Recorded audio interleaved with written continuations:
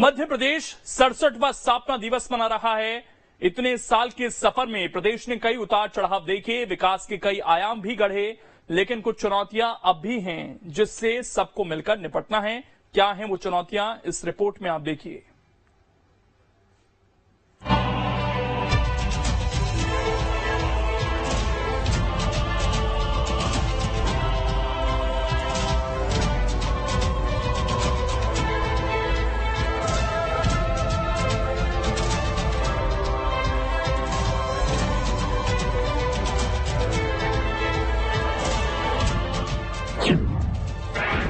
सड़सठ साल में कितनी हुई तरक्की। मध्य प्रदेश में अब आगे क्या है चुनौती।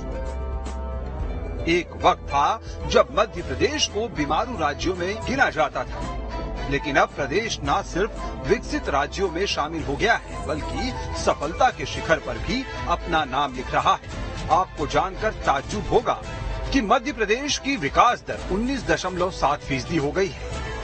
देश में सबसे ज्यादा है। सकल घरेलू उत्पाद यानी जीडीपी 10 लाख करोड़ है, तो वहीं पूंजीगत व्यय यानी कैपिटल एक्सपेंडिचर 48,000 करोड़ रुपए हो गया है। इस बानगी का मतलब साफ है कि प्रदेश के विकास के साथ साथ लोगों की भी तरक्की हुई है। आंकड़े बताते हैं 20 साल में प्रति व्यक्ति आय 13,000 रुपए थी, जो बढ़कर करीब 10 गुना हो गई है।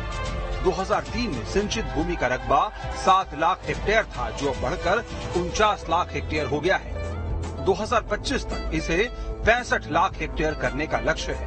2020-21 में सबसे ज्यादा गेहूं की खरीदी मध्य प्रदेश में हुई थी। बुनियादी सुविधाओं का विकास हुआ है। पीएम आवास योजना से 33 लाख मकान बन चुके हैं। माफियाओं से 21,000 एकड़ जमीन मुक्त कराई गई है। औद्योगिक निवेश में बढ़ोतरी हुई है। उद्योगों के लिए कई योजनाएं शुरू की गई है। अप्रत्यक्ष तौर पर 10 लाख से ज्यादा को रोजगार मिला है। 13 क्लस्टर विकसित किए जा रहे हैं। इससे उद्योगों के विस्तार में आसानी होगी। पर्यटन नीति से सैलानियों की संख्या बढ़ी है। दूसरी बार मोस्ट फ्रेंडली स्टेट का मध्य प्रदेश को खिताब मिला है। वैसे सवाल ये भी है कि आखिर ये सब कैसे हो पाया। तो प्रदेश ने ईज ऑफ डूइंग बिजनेस में लंबी छलांग लगाई है। इस मामले में एमपी अब देश में चौथे नंबर पर है। निवेश से जुड़ी सभी गतिविधियां सिंगल विंडो से संचालित हो रही है। इससे निवेशकों की दिलचस्पी बढ़ रही है। पहले फाइलों के निपटारे में ही लंबा वक्त लगता था, अब सारे काम जल्दी हो रहे हैं। देखिए, राज्य 1956 में बना था। उसके बाद से मैंने बहुत बदलाव देखे हैं। मैं तो उसके बाद पैदा हुआ, लेकिन राजनीतिक बदलाव जरूर बहुत सारे देखे। हम 2 हिस्सों में हो गए। छत्तीसगढ़ अलग हो गया, मध्य प्रदेश अलग हो गया। तो विकास की यात्रा में जब हम आगे बढ़ते हैं तो सब प्रकार के अनुभव होते हैं। वो खट्टे मीठे कहना अच्छा है, उनकी परिभाषा अच्छे और बुरे में नहीं होती, लेकिन खट्टे मीठे में होती है। और मैं मानता हूं, लेकिन मां नर्मदा की धार है जो हम सबको एक संदेश देती है कि ढाल के विपरीत चलने के बावजूद भी जीवन देने का काम हो सकता है। निश्चित तौर पे हम जो हमारी स्थिति आजादी के समय थी, उससे हम कुछ मामलों में बेहतर स्थिति में आए हैं, कुछ मामलों में विकृति आई है। हम मध्य प्रदेश को लगातार अगर आप देख रहे हैं, कुछ चीजों में सुधार आया था, चाहे विकास की बात हो, चाहे अन्य मामले हो, परंतु पिछले कुछ समय से आप देखेंगे कि बाकी प्रदेश बहुत तेजी से आगे बढ़े, परंतु मध्य प्रदेश नहीं बढ़ पाया। उसके कारण आप देखिए, चाहे बात लॉ एंड ऑर्डर की हो, मध्य प्रदेश सबसे अव्वल है खराब स्थिति में। अब आपको बताते हैं कि आखिर 20 साल में सबसे ज्यादा तरक्की कैसे हुई। तो इसके कई कारण हैं। मसलन सरकार की हर योजनाओं पर नजर रही, आर्थिक सुधार के प्रयास होते रहे, ग्रामीण योजनाओं पर ज्यादा फोकस रहा, गांवों में रोजगार के साधन मुहैया कराए गए, प्रदेश में मानव संसाधन की सहज उपलब्धता है, श्रमिकों की हड़ताल जैसी समस्या नहीं है, रियायती दर पर पानी और बिजली उपलब्ध है।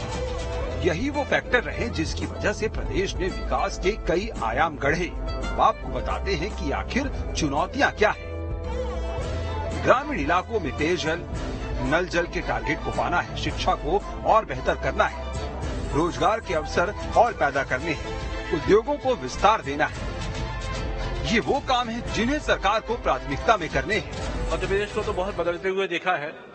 ये सबसे बड़ा बदलाव ये हुआ कि मध्य प्रदेश का विभाजन भी मैंने देखा।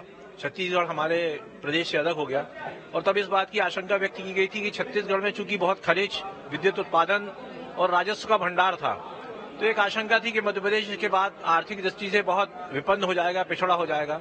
और आप सबको ध्यान होगा कि 80-90 के दशक तक ये माना जाता था कि मध्य प्रदेश देश के अति पिछड़े राज्यों में है और बीमारू राज्य के रूप में इसके ऊपर एक कलंक था।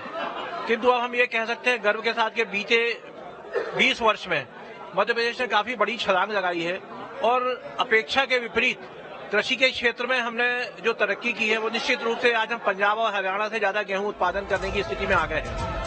इस बात से इनकार नहीं किया जा सकता कि पिछले 2 दशक में मध्य प्रदेश ने विकास की लंबी छलांग लगाई है और इसमें शिवराज सरकार की बड़ी भूमिका रही है। सरकार की नो टॉलरेंस नीति का इसमें बड़ा रोल रहा है। हालांकि कई ऐसी उम्मीदें भी हैं जिन्हें पंख लगना बाकी है। वक्त का पहिया घूमता है और विकास होता है। सवाल केवल इतना होता है कि क्या वक्त के साथ विकास ने भी अपनी गति बढ़ाई?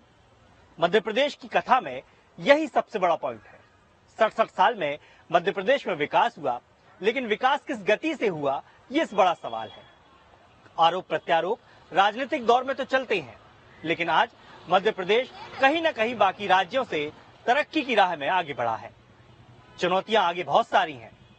देखना यह होगा कि मध्य प्रदेश आने वाले सालों में देश में कहां पहुंचता है। Durgesh Kumar, team news state.